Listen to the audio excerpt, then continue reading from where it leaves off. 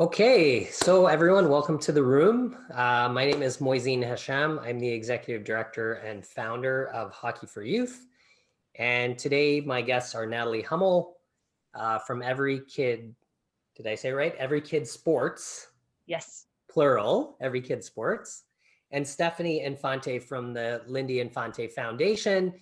And today we're going to be talking about participation fees and all of the things that go into giving kids access to sport. And obviously, during the time of COVID, there's going to be layers upon layers of impacts that we're going to touch on today.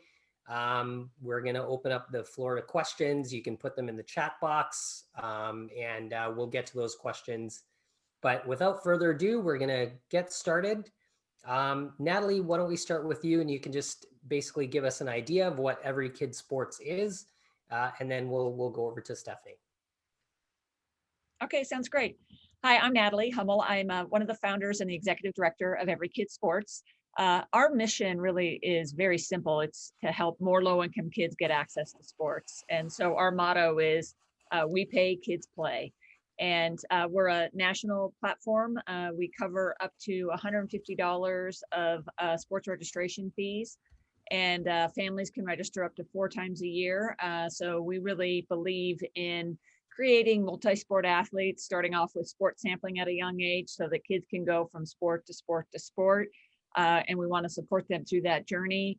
And really it's about kids' choice. So it's about getting them into the sports program that they want to play, not necessarily the one that's free and available in their community. So we do a wide variety of sports, and yeah, so that's Every Kid Sports. And we're working on raising the funds now to really support a national program in response to the pandemic and giving more kids that opportunity to play.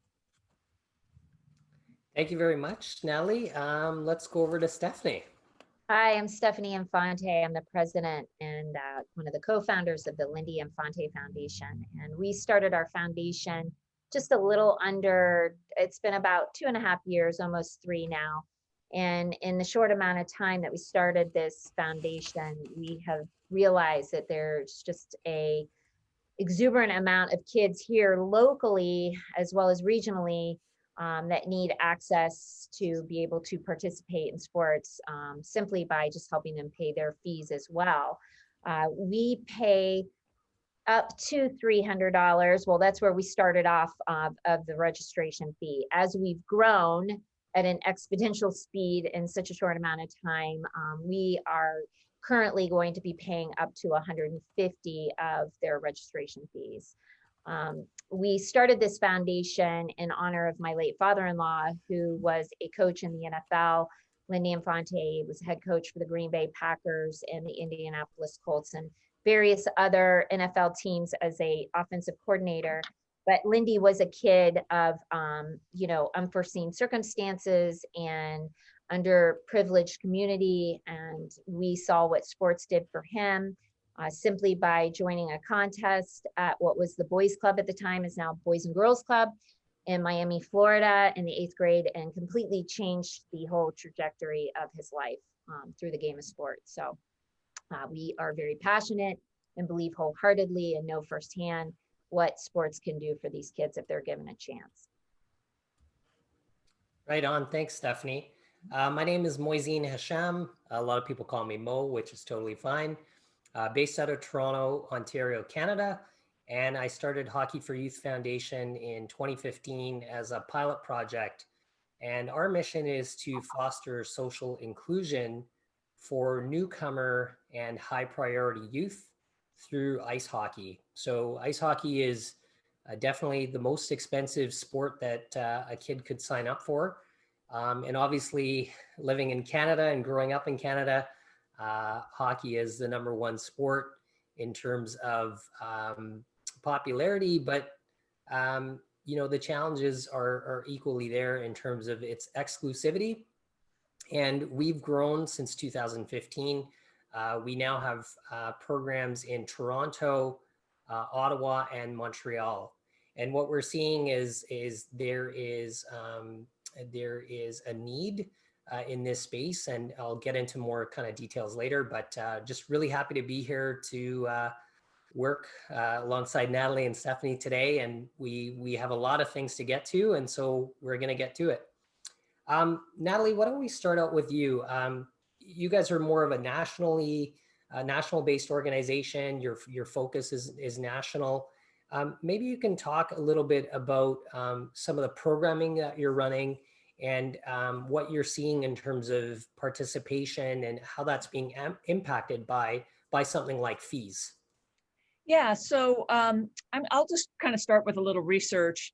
So today, 38% of kids 9 to 13 are playing youth sports, which means that there's 62% of kids that are not playing. And when you take that data even further and you look at low income kids living below the poverty level, they're even impacted more. So only 22% of them are playing. And when they're playing, usually they might be able to play one season, or it might even be just a small, short program. So they're getting way less access than families of means. And on top of that, 75% of the kids that are playing drop out by the time they're 13. And so it's really an issue. And what we decided to do when we kind of learned those statistics was to figure out a way to support those low income kids and give them the opportunity to get in the game. And as I said, we pay up to 4 times a year so that we can keep them in the game and keep them playing, and just expand the amount of opportunity they have to play sports, find a sport that they're passionate about, and really build their overall athleticism. So that's really our program. We also have a partnership with T-Mobile and Little League, and we're doing a program which will be kicking off in December, where we are funding low-income kids to play Little League. And so last year we helped a little over 5,000 kids. This year we're planning around 20,000 kids. So T-Mobile really stepped up to help even more kids given the pandemic and what's going on. And then our national pass program will fund any sport that a child wants to play. So that'll be rolling out in probably June, July of 2021. Stephanie, do you want to touch on any of that? I know one of the things we talked about yesterday, we talked about other barriers that exist beyond actually registration fees. I know you had touched on transportation being a big issue in the Columbus area. What are the things you're seeing on the ground in your city?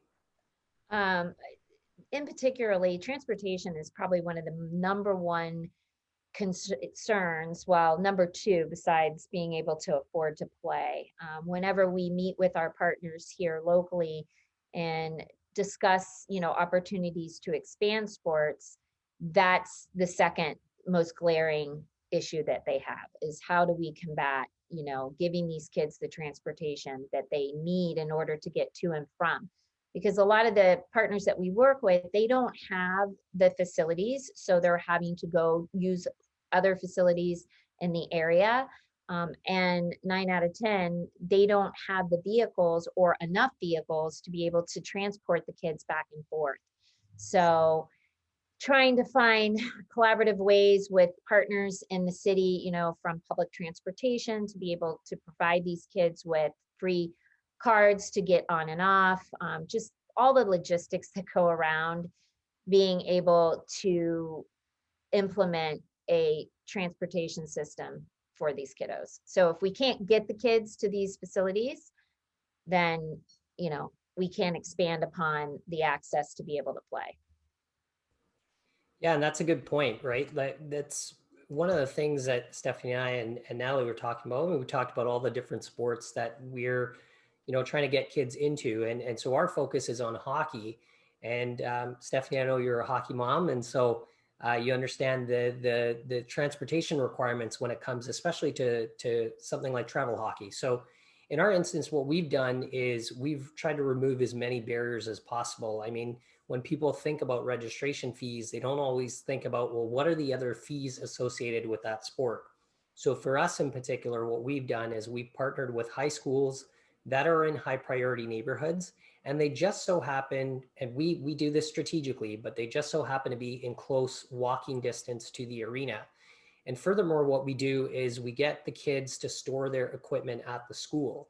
And so what that does is it allows them to not worry about, well, I got to go home and get my equipment, but I might live, a bus ride away, and then I'm not going to make it to the rink on time. So we've made it very simple where the kids will come, they'll pick up their equipment at the school, at the storage locker, they'll walk to the rink, they'll play hockey, they'll walk back, they'll put their equipment away. And then, of course, in the winter, we encourage them to take their skates and their helmets. And if they want to take their stick and their gloves, they can do that and go skate outdoors. But essentially what we've done is we've removed all those barriers. We sit in a little bit of a niche area where we actually receive money from organizations. The way that Stephanie and Natalie have built their organizations, we're a recipient of monies to allow us to be able to run our programming. Hockey costs anywhere, you're looking at about $5,000 a year to put an 11 to 17-year-old into hockey. And that doesn't mean to say that if you're playing at a higher level, you're actually going to be paying more. So there are a lot of barriers and a lot of challenges when it comes to hockey. Natalie, one of the things you touched on is the over commercialization of youth sports. So what are you seeing in terms of the impact of that on, participation in sport in general? Yeah, so one of the things that's happening across our country, and this is really in the US, so I don't see it as much in Canada or in any other countries, is we've really made youth sports this huge, billion-dollar business, and kids are they're not even self-selecting. Their parents are selecting them to go into these competitive pay-to-play programs that are way more elite programs. And there's this philosophy that the parents believe that is giving their kids, some advantage, whether that advantage is to help them get into college, whether it is to, maximize their ability to play that sport. But what's really happening when that is implemented is that all the kids that can afford those types of programs go to those types of programs, and that leaves the low-income kids without the programs for them to benefit from. And it just makes this divide, this bigger gap. And you see these amazing fields and facilities that are being built, and these parents are paying $5,000 to $30,000 a year for these programs. And all of the people that have means go to those programs, and then the low-income kids and the local park and recs and the local Boys and Girls Clubs and YMCAs don't have the infrastructure. They don't have enough kids applying for their programs to support those programs, especially when you look in an urban center and places like that. We've seen those organizations really get impacted because they don't have the support. They don't have enough kids registering. And it really is an impact. And the impact goes even greater because those kids that are put into those competitive programs at a young age, they have a higher chance of injury, they have a higher chance of burnout. 75% of kids are dropping out by the age of 13. And a lot of that is because the number one reason kids state why they're dropping out is they're not having fun. And, really sports should be all about fun. It should be hanging out with your friends and having a great time on the field. And that's what's going to create athletes and people that stay athletic through their whole life, is because they had a really positive youth sports experience. So that's what we're seeing a lot with the over commercialization of youth sports. And Stephanie, you talked about that too yesterday. You talked about the term you used when you were talking about facilities is some of those areas that Natalie has touched on. You called them graveyards or ghost towns. So maybe you can just touch on what you were talking about. Yeah. So here in the greater Columbus area, we actually are in the midst of working with Aspen Institute Project Play on the State of Play report. They pick 2 cities a year, and our city was chosen. And unfortunately, COVID hit, so it's put a little bit of a pause on the report right now. We're still working, but the report will be out later than we had hoped for. So in the midst of that report, we really were diving into the fact that Columbus has a lack of safe spaces or even places for these kids to go and play these sports. I mean, we have our Columbus Recs and Park, and we have our Boys and Girls Club, but not every Boys and Girls Club has a gym or even, has a field in the back. And a lot of our Columbus Rexham Park, they're just in areas that aren't exactly the safest spaces to be playing in. So, we, through the State of Play report, we're really hopeful that we can educate our community on this tremendous need that's here. And, the hope is that we all come together and start to, pull our community members in and rally around creating more spaces for these kids to be able to, play sports. So I had no idea. I mean, you have somewhat of an idea, but you really have no idea until you really get into this line of work and you're on the front lines and you go out and visit these places that we're speaking of and see it firsthand and know that this isn't a place for a kid to be able to play a sport. So Yeah, and having that environment is so critically important, right? A safe, inclusive environment. And for us, the hockey world in itself is designed to be very exclusive. For us, we work with teenagers, and most of them are new to the country.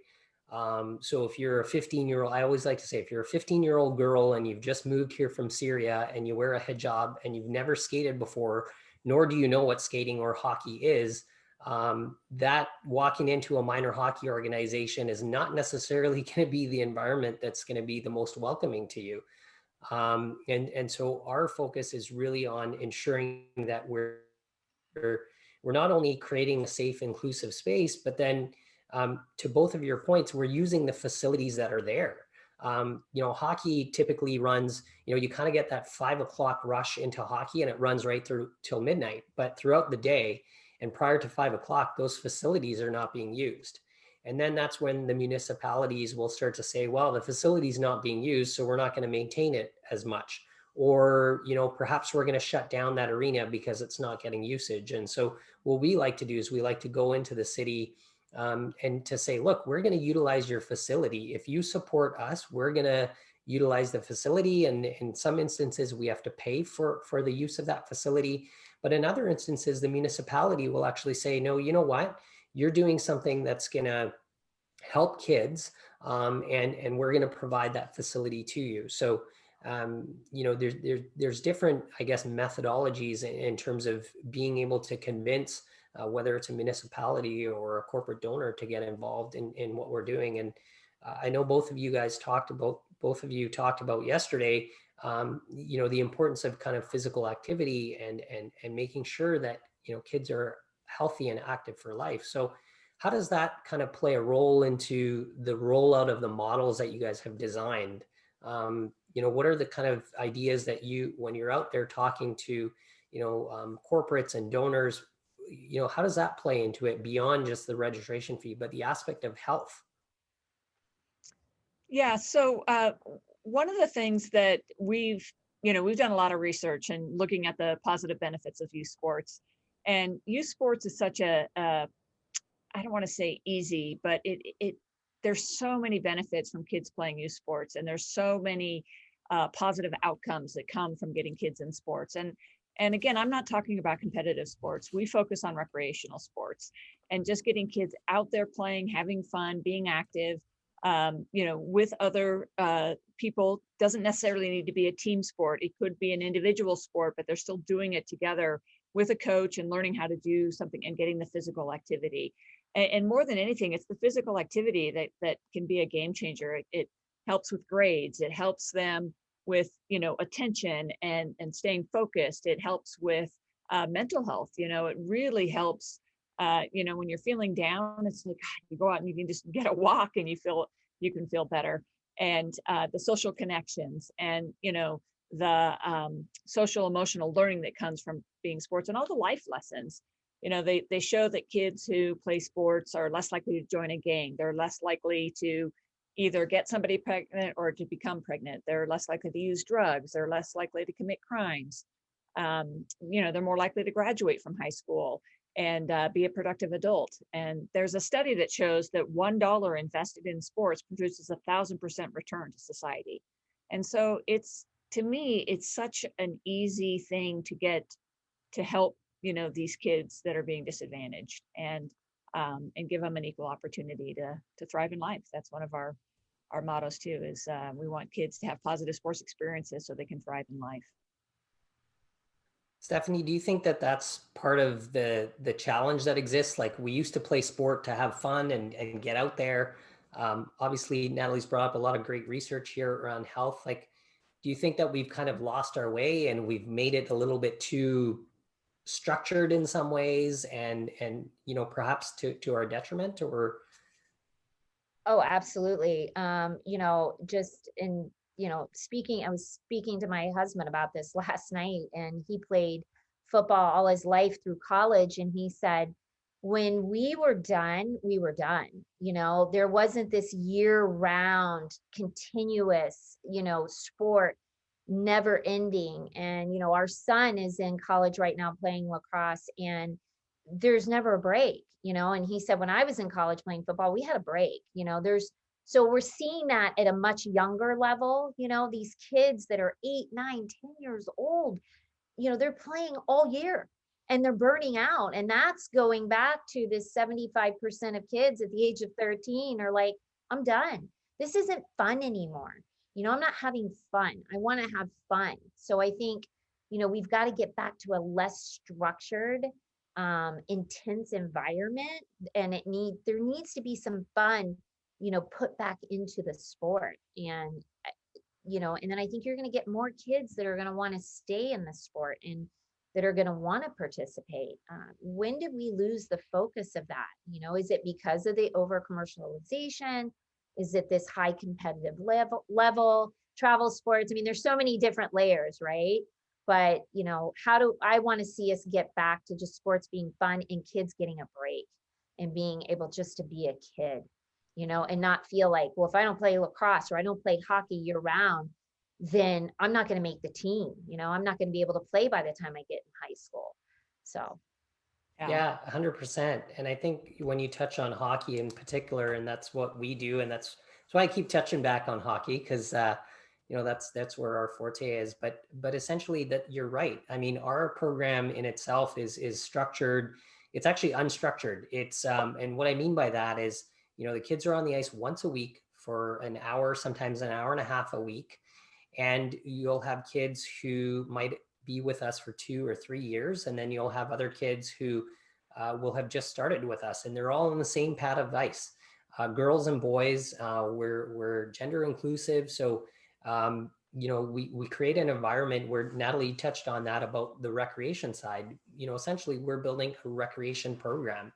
And we have, the anecdotals, we've got the data to showcase that. And, some of the stories I like to tell, like we had a young man who had just moved here from Ethiopia, and he tried out for the basketball team, not realizing, okay, well, if I haven't played basketball, maybe I played back in Ethiopia and I played a little bit, but I want to try out. Well, that instantly there's a huge barrier there because that's a hyper competitive team at high school. And so, he didn't make the team and then found his way to us through the English as a second language program. And effectively 5 weeks in said, we had a very touching conversation. And he said, look, I never thought I would have been a part of a team, and part of that was because of his experience of trying to play basketball with, in a hyper competitive environment. But he fell instantly in love with hockey. And, if I was to tell you the rest of the story, he actually ends up becoming a goalie. And now he's graduated high school and he's off to college. So, talk about a life-changing experience. If you build an inclusive model, you're going to get these kids who are going to actually say, hey, that's what I'm going to do. And that's what I'm going to be a part of. So those are important things. I want to talk a little bit about, scope. Natalie, you're running things on a national level. Stephanie, you're very hyper-focused in your community. How do you both, get your story out there? How do you bring forward the rest of the sport community alongside you so that your organizations can do the work that you're doing, which is so impactful? Stephanie, why don't we start with you on this one? Well, one of the strongest formats to get your story out there is social media. We are constantly on our social media in every way, shape, or form. partnering right out of the gate with a national name really helped us, which was Boys and Girls Club here in Columbus, really helped to gain, let people know in the community, we're here, this is what we're doing, this is what's happening. We also hold an event once a year. We're not having it this year, for, just all the members of the community, and to educate really those who are so unaware. I mean, they know there's a problem, but that's another way that we let people know. It's really just been, and also it's been an organic progression, and it's pretty constant. I mean, it's grown. Before COVID, we would say we were building the bike as we were riding it. I mean, we were drinking from a fire hose on a daily basis. So it's really just found its way, but truly through social media and through a national name organization as our first partnership helped us. Natalie? Yeah, I totally agree. Social media is really a powerful tool. We've taken the strategy of partnering. Most of our funding comes from corporate partners. And so I came from the corporate world, and so did one of the other founders. All three of the founders really came from that background. And we've always designed this from the very beginning as a national organization. We've done a lot of our pilots here where I live in Central Oregon, like testing out our programs. We've changed and modified over the years, but we've always found these national brands. We focused on the sporting goods industry. We've had partnerships with organizations like Nike. Now we have one with T-Mobile. So really looking at those national brands that care about youth sports and have a vested interest in youth sports succeeding is really important.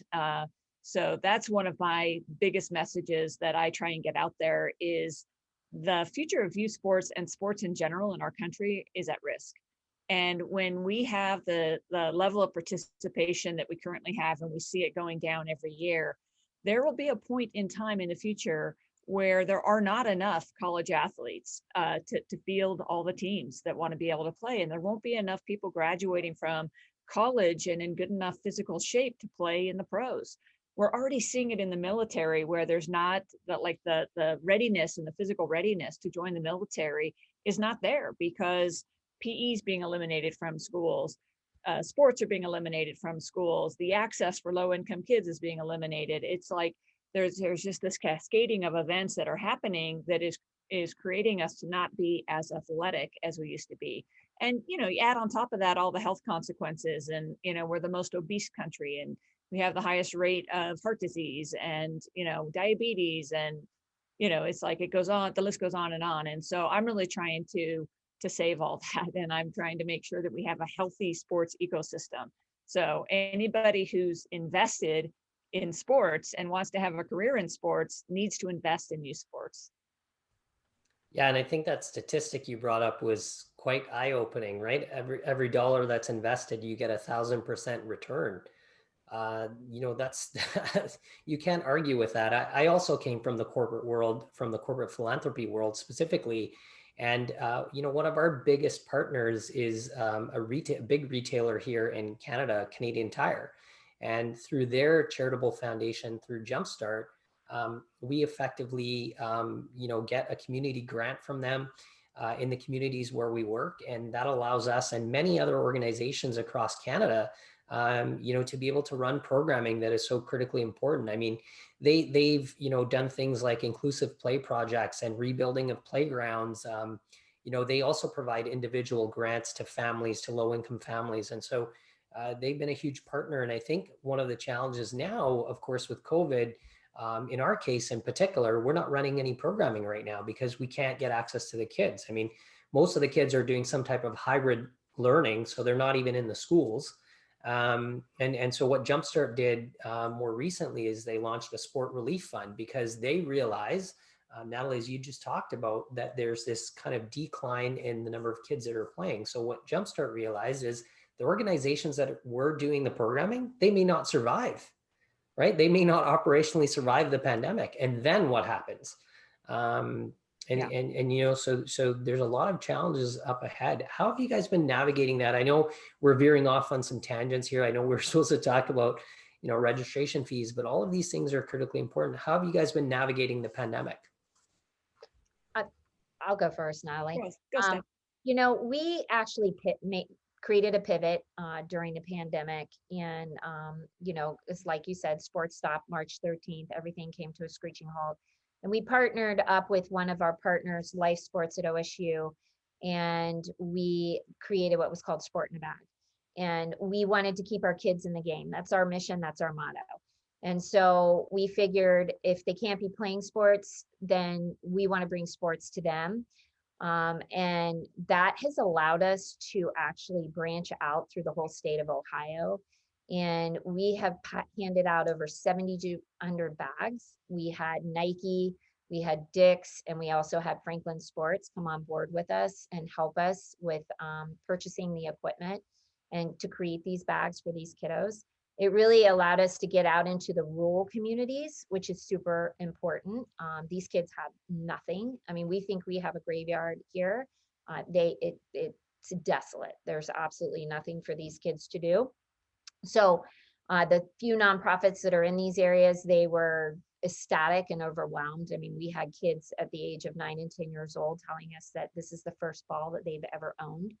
So we gave out basketballs, footballs, and soccer balls, along with jump ropes and cones, and a program that was written by Life Sports. So it was a great pivot. It's still happening. It's still growing. We're still getting requests all the time for these bags. And what it helped us to do was to scale and get out through the entire state. I don't know if that would have been possible beforehand, but this has allowed us just sort of this extra arm of the foundation, which is really exciting. We're not it's not paying the fees, but you know what, it's getting kids active. We have one mom write us a letter and say, I missed the drop-off day. I'll drive wherever I need to pick up this bag. My son has not been able to play any sports. He's put on weight. He's becoming depressed, and I'm really worried about him. So we know firsthand what these bags did for these kids. And, we've done some research and collected some data. My partners at Life Sports, that's what they're all about, and surveyed all these families that received the bags, and it's had a great impact. So we're really excited about that. That's great. And Natalie, you touched on it in your opening about T-Mobile and the rollout of Little League. So a little bit different in terms of your approach, but maybe you can talk about that and the impact of the pandemic and maybe not so much. Well, so a couple things that happened during the pandemic for us. We actually went through a rebranding effort. So we used to be Kids in the Game, and we changed our name to Every Kid Sports. Kind of took that opportunity when schools were shut down and sports programs were shut down. We really kind of turned internally and rebranded. We also made this declaration about taking our program. We've always had like national programs, but we wanted to take our Signature Pass program nationally, and really in response to the pandemic, because youth sports has been decimated from the result of the pandemic. And you both have mentioned that there's been youth sports organizations around the country. They live registration to registration. So they really aren't set up to survive not having an entire season. And especially if you think of a dojo or a gymnastics center, like they're paying huge amounts of rent on those buildings, and they afford that by, getting these families to register. And you take that away, and all of a sudden it's like they still have to meet their rent payment, but they have no revenue coming in. So a lot of those organizations around the country have had to shut their doors.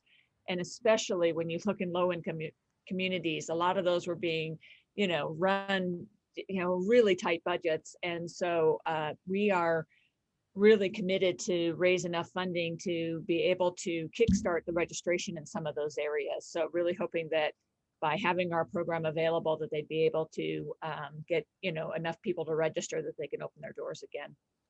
And so and a lot of them, they just need the confidence that all those families can register. And when they're looking at how many people have lost their jobs, they're like, oh, I'm not going to be able to reopen. And so we want to give them that hope and that ability. And so we've just been using this time to reach out to corporate partners, to build our programming, to, like I said, to rebrand, and just bringing everything together to be able to launch and be ready when sports can reopen fully across the country. Yeah, and for us, basically what's happened is we've also done the same, Natalie. I mean, we haven't rebranded, but we've used the time to figure out strategically where can we go. And prior to pandemic, we were getting ready to expand to my hometown of Vancouver, along with out to the East Coast to the province of Nova Scotia. And but effectively all of our programming has shut down in Toronto, Ottawa, and Montreal because of COVID numbers and lack of access to schools and arenas in some instances. But Nova Scotia in particular has very, very few cases. And so we're moving forward with launching a program in rural Nova Scotia. And we are also looking at the city of Halifax. And so which is a major urban center in Nova Scotia. So we're using that time to do that. But then with the kids that we have in Toronto, Ottawa, and Montreal, we're trying to figure out if there's an option for us to, at the very least, get the kids that were in our programs last year, get them their skates and gloves and helmets, and they can go outdoor skating or they can play outdoor hockey. And so we're waiting on the municipalities to kind of give guidance on whether or not they're going to be opening the outdoor rinks. Toronto has the most number of outdoor rinks in North America. And so there's definitely an opportunity. Our challenge becomes we have no real way of engaging with new to the program. And then another challenge that we faced right when the pandemic hit is we were just getting ready to launch our Graduate with Gear program. So we had a number of kids who were going to be graduating high school and moving on. And we've all talked about the importance of being active for life. And so what we wanted to do is we wanted to give them their gear.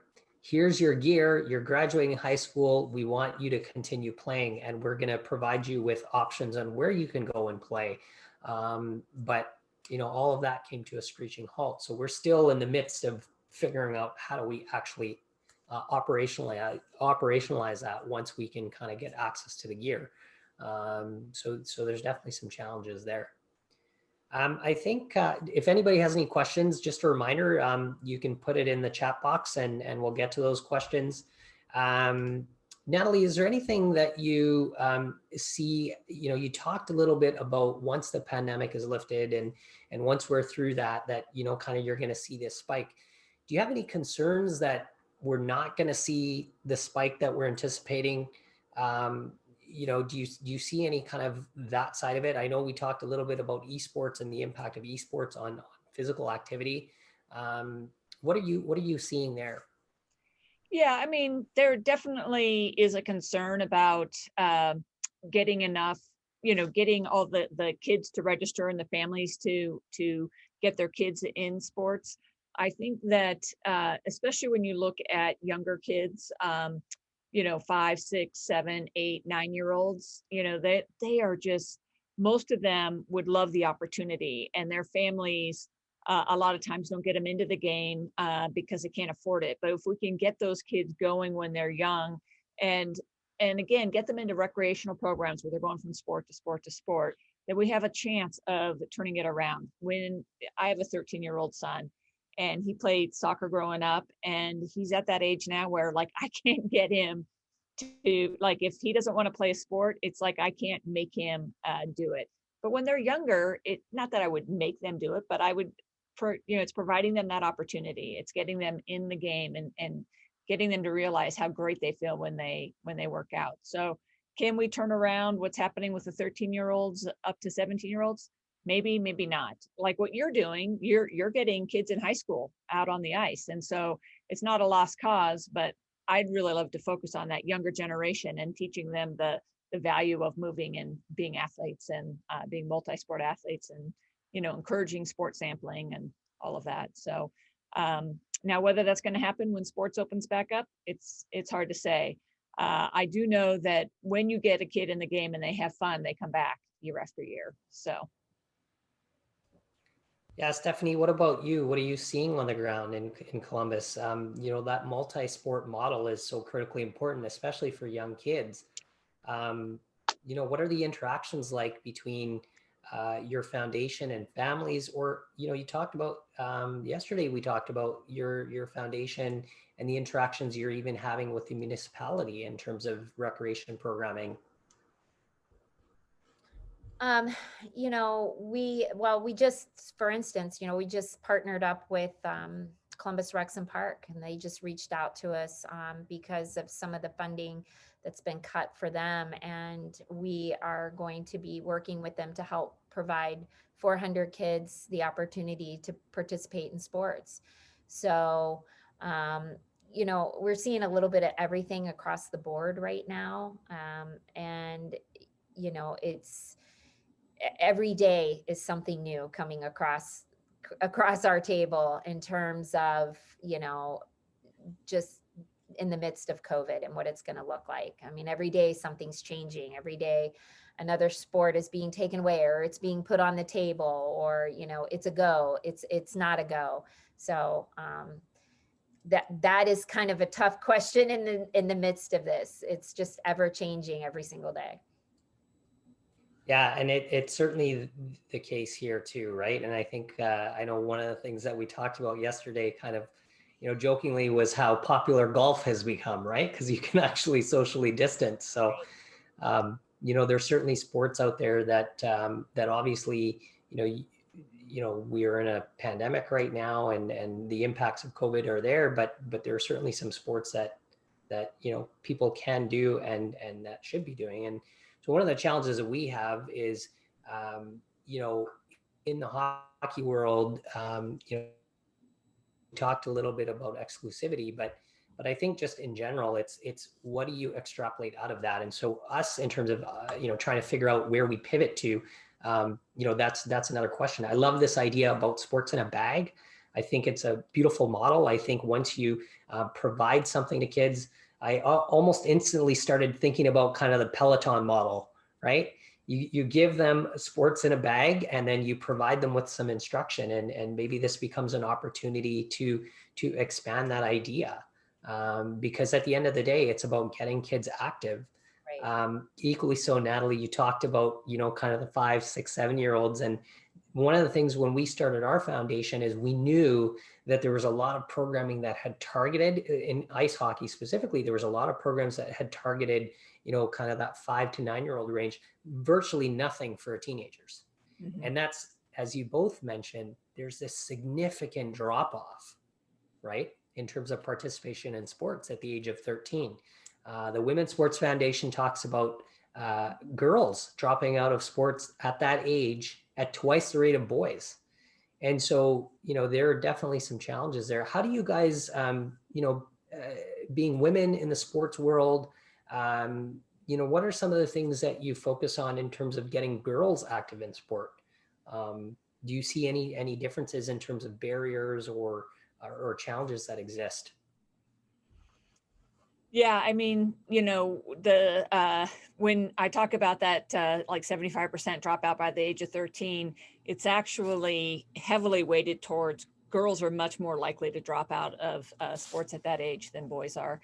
And, it's, I don't know if we have anything specific except that we are, gender neutral, and we really do look for those programs that are targeted for girls and really work to make sure that they know as much about it. And, what happens a lot of times in a low income family, if you could think about a low income family, they've got, let's say they have 3 kids, they have 2 boys and a girl.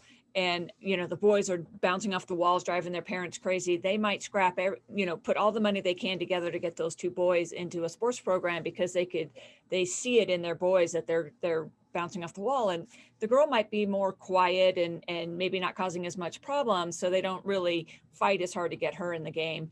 And so then, when we can provide the funding that helps that whole family get in the game, all of a sudden they see like, oh my gosh, she's all of a sudden blossoming as well. And so a lot of it is just education. It's really making people aware of our program, and also just the awareness of it's just as beneficial for your daughter to play as it is for your son. And we've really seen that with our low income families, where we'll see the 2 boys get registered and not the girl. And then, if we reach out, or if they, hear one of us, talks to them about that, then all of a sudden they can see the benefit of getting their daughter in the game as well. So I would love to focus on that more. It's one of those things that for me personally, as a woman in sports, is to get more girls playing, because there is a disparity there. Yeah, so critical, right, with role modeling. Stephanie, what about you in terms of what you're seeing in your area of the country? So in your lower socioeconomic communities, a lot of times girls in the middle school level and younger level, there is this disparity of, they're almost bullied by the male population when they do go out and try out for sports. And this is all something new that we've learned just from working with our different partners.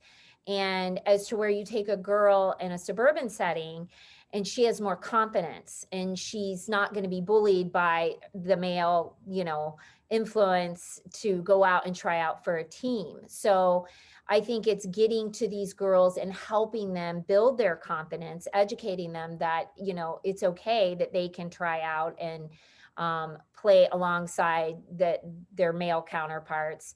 And also we like to partner up with different partners here in our community who have a real focus on female sports, such as Girls in the Run, or, with our partners at different charter schools that we work with. One charter school in particular, we helped them start the first ever tennis team.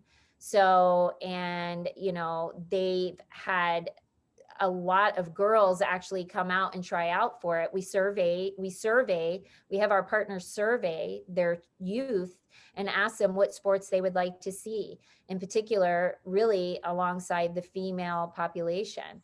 And tennis, believe it or not, is one of the first sports that they ask for.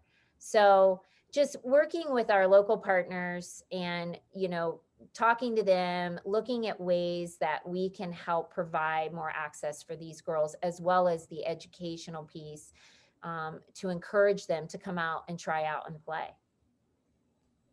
Yeah, and in our instance, there's a great report by the Institute of Canadian Citizenship, which kind of focuses on new citizens and access to sport. And interestingly enough, when they did their research, what they found is you'll see, heavy emphasis on newcomers that want to participate in sport. But at the top of the list will be things like running or swimming or individual sports. Way at the bottom of the list, there's a statistic there that talks about how 71% of new citizens to Canada have an interest in hockey, but only 1% will have an opportunity to play. And if you couple that with the research out there that is showing that minor hockey is actually seeing a decline in enrollment, while girls hockey is seeing an increase in enrollment, there's this beautiful intersection where we exist, where we're getting these young girls in their teenage years into a sport that is just not open to them. And so, the idea here is let's get these young girls into sport. And what we like to do effectively, and what I like to do, is we've drawn a lot of media coverage as a small organization because of the work that we're doing. But I love if I can get the young women in our program in front of the camera, if I can get them to share their stories. We have a young girl named Brittany who's from Jamaica, and she's been in Canada for 2 years. And last year got to skate with a bunch of NHL players.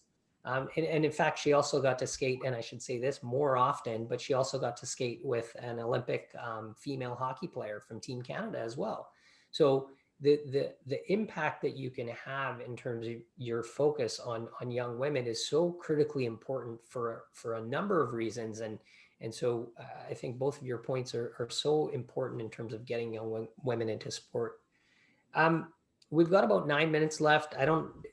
Heather, do you see, or Natalie, do you see any questions anywhere coming up on the chat, or I haven't looked? Yeah, I don't see any. Okay. All right. So we've got about 9 minutes left. Natalie, maybe you can talk a little bit more about, the shifts in what you're seeing nationally. Are you seeing, you talked a little bit, you touched on kind of the corporate side of things. You talked a little bit about your growth.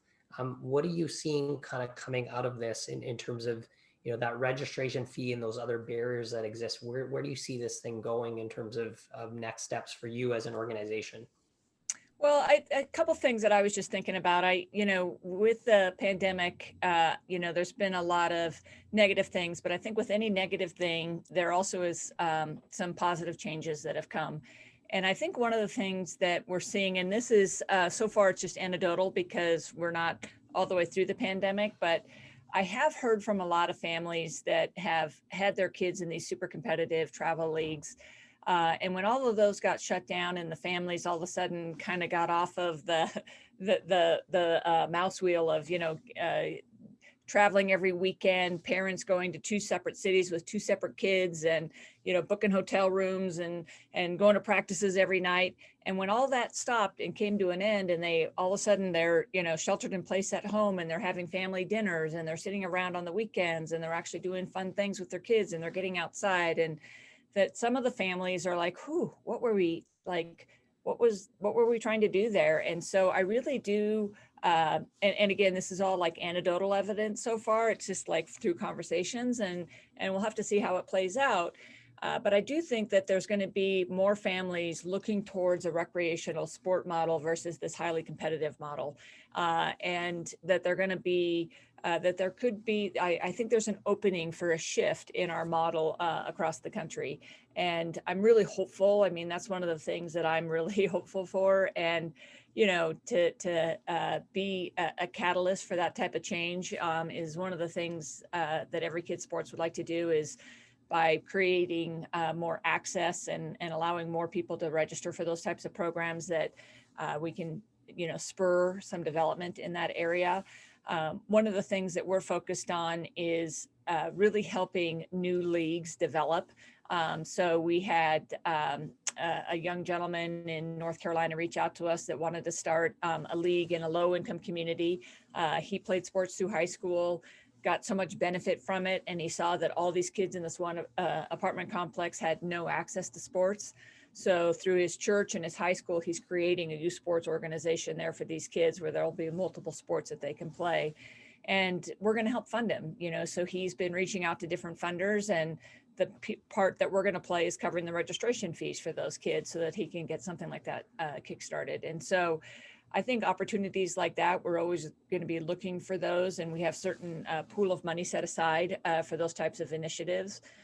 We've also seen some really creative online initiatives. We funded a program in Portland, Oregon, where it was really for the lowest income kids. And it was a virtual program called the Elite Sports Academy. It was an 8-week program over the summer, 4 hours a day. These kids were able to engage in both learning skills and keeping up their learning, as well as a physical activity. They had challenges and they used video, and it was really a great program. And a lot of these kids, even though they were 9, 10, 11 years old, were being left at home because both of their parents were essential workers and still had to go out and work during the pandemic. And so by having them engaged in this program, they at least had 4 hours of time where they were engaged and had, I don't want to say supervision, because no one was in their house supervising them, but they at least had a structure that they belonged to and could get help and stay engaged. And so that was a program we funded during the pandemic. So I think there's some innovative things that are happening across the board that the pandemic has brought about. So. Do you see a shift, Stephanie? I know one of the things you talked about yesterday, I mean, Natalie touched on, kind of traveling teams and the amount of money that goes into that. One of the things you talked about yesterday was cheerleading and how expensive that is just to register at $950. Are you seeing a shift in terms of a move away from that kind of hyper competitive model to more of a recreational based model? And what are the next steps for you guys as an organization? Well, I agree wholeheartedly with Natalie. That's my hope too. And sort of, my mission is to see more recreational sports come back into play and less of this hyper competitive. I think the whole travel industry is just taken away the love of the game. And it's, all about monetization, obviously. So, selling parents on a dream. And I too, in this community, am hearing the same thing Natalie's hearing, parents just saying like, wow, what were we doing? So I do think we're going to see a shift. I hope people stick with that once we get to the other side of this, whenever that may be, that there's something to be said for just investing right here in our community, getting kids back involved recreationally. I'm hoping more schools will implement recreational sports in the high school level. Some of our high schools have it, some don't. I'd like to see a shift in that. I think all high schools should offer that as an alternative for the kids who don't make the team, so they can continue playing, give them something to do, especially in the urban communities. So investing in those programs, putting our dollars there. I definitely think there's going to be a shift for virtual. We also, with the Sport in a Bag, had a virtual camp experience for the kids that we piloted. So we did a 6-week program. We had over 400 kids participate in the camp. And so we know we've tapped into something because a lot of those kids were from also rural communities that couldn't make it into the Columbus area to participate. If it wasn't COVID, what would have been an on-campus experience.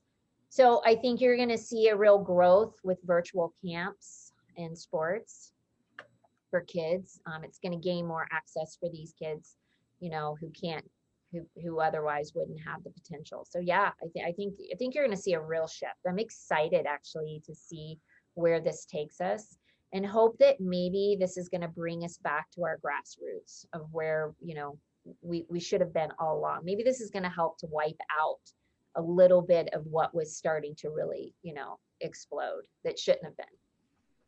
Yeah, and it's equally the same here. I think we're going to see a shift as well. In particular, I know in my conversations with the National Hockey League and the National Hockey League Players Association and Hockey Canada, there's certainly an emphasis, and I think they're understanding that there's a lot of challenges surrounding access to the game. And so we're seeing that. I just, on a personal level and from a foundation level, I just got appointed to their Youth Hockey Inclusion Committee, because I think they're starting to realize as a league, where do you provide access if you don't do it at the grassroots level? And this shift to a recreational model is so critically important because at the end of the day, it's about getting kids moving. I mean, here we are today. I find it kind of funny. We're here at this event. It's virtual. It would be so nice to be on the ground, in Chicago and kind of meeting people and kind of standing and walking around and maybe going to the gym in the hotel and that kind of stuff. But I think as adults, we're trying to do our best. We're in this space where we can really have some significant impact, and with kids' obesity rates going up and diabetes and further life challenges that exist, we all need to do our part. So with that, our time is up. Thank you very much, Natalie. Thank you very much, Stephanie, for providing insight into this session. You can reach out to us through the app that we're on and through the conference. All of our contact information is on the conference portal. So thank you very much to Sports Philanthropy Network. And that's it for us. We're going to end this one, and we'll see you in the virtual rooms. All right. Thank you. Thank you, Mo. Thanks for leading. Thanks, Mo. You did a great job. Appreciate it. Thanks. Okay, bye. Bye. Thanks, Natalie. Bye.